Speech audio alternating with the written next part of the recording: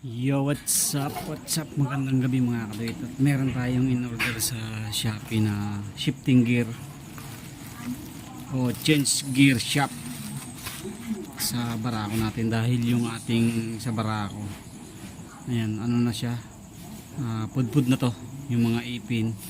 So ang ginawa na lang ng kapatid ko dati, so tinapyas to tapos nilagyan ng tornilyo dito sa ibabaw.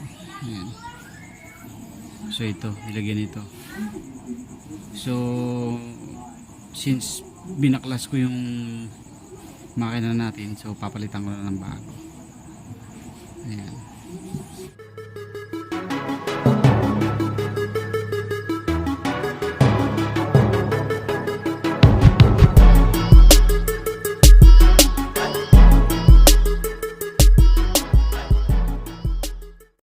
Ito, binuksan ko na kanina sa company ko kasi address.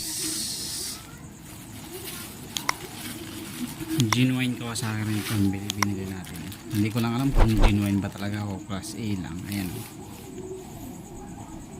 Change gear shop.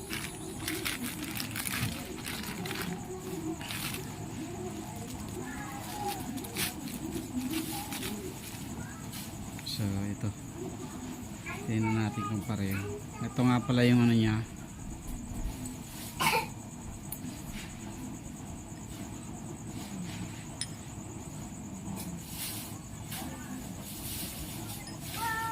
tingnan natin kung pantay.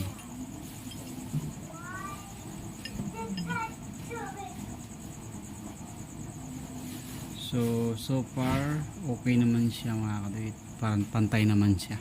Ayan, yun nga lang, hindi siya singganda ng welding nitong stock. Mas maganda pa pala ang welding ng bago kaysa doon sa stock, kasi bagay dito okay din, pareho lang. Ayan, so mapapalitan na natin ito. So tanggalin na rin natin itong spring.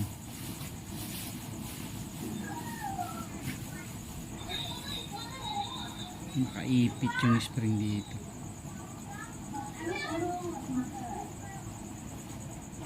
Tigas. So gamitin natin ang screw. So tanggalin na natin ito.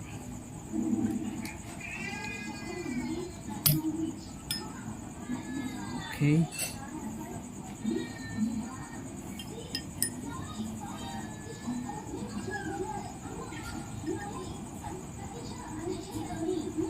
Okay naman siya mga kadwit, parehong-pareho naman.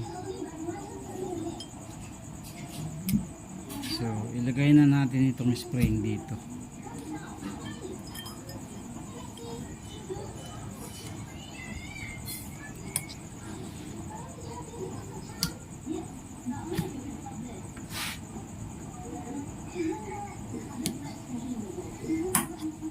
Okay.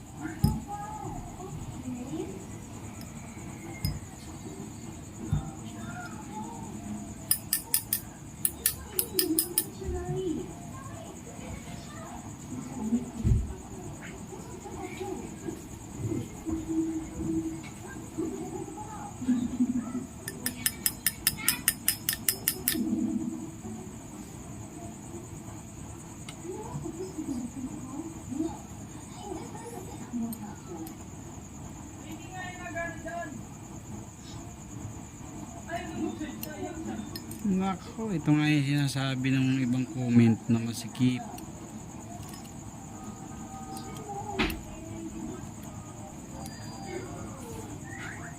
Pati dito masikip din mga kadwit.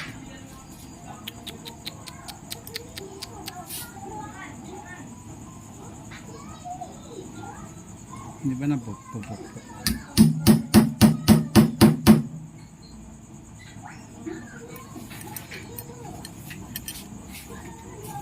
Yun lang mga kadwit, hindi siya kasya.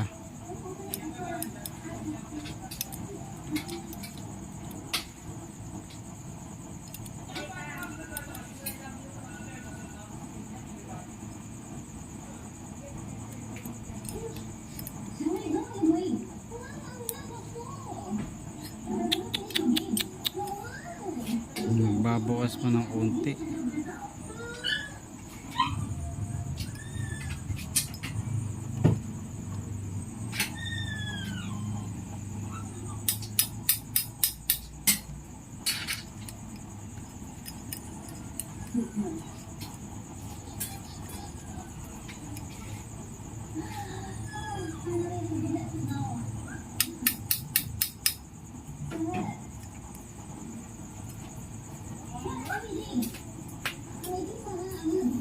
Kaya pala dito mga dito lang welding oh, dito sa side na to. Yung stock kasi sasabit siya. So ito oh, yan oh. So pag sinalpak mo siya dito, ayan oh. Oh. Tapos ito dito ilalagay.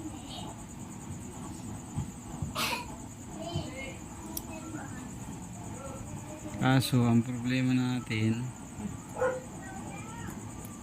ayan dito yan. Para ito bumabalik-balik. Pag nagkakambyo tayo, yan yung pinaka-spring niya. Ayan. Kaso ang problema ay masikip.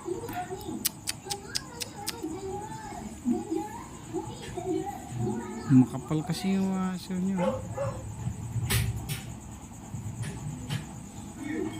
So, konting remedyo na lang to. Ito kasi pasok na pasok oh.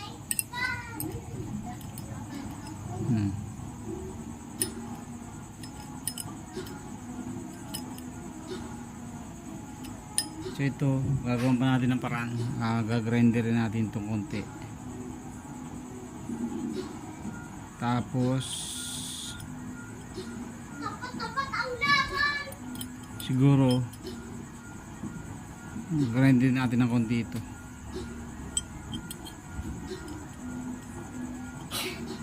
para pumasok.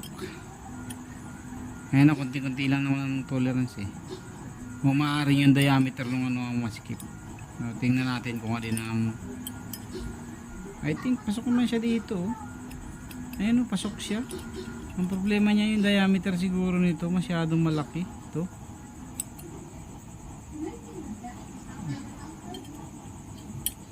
Pasok siya oh. Ano lang niya yung diameter nung pinaka shafting nung gitna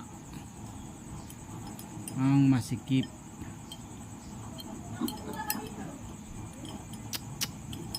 So dito pasok eh oh. Parang napitchit masyado to. Dito pasok din. So dito lang talaga ayaw oh. Ayan oh.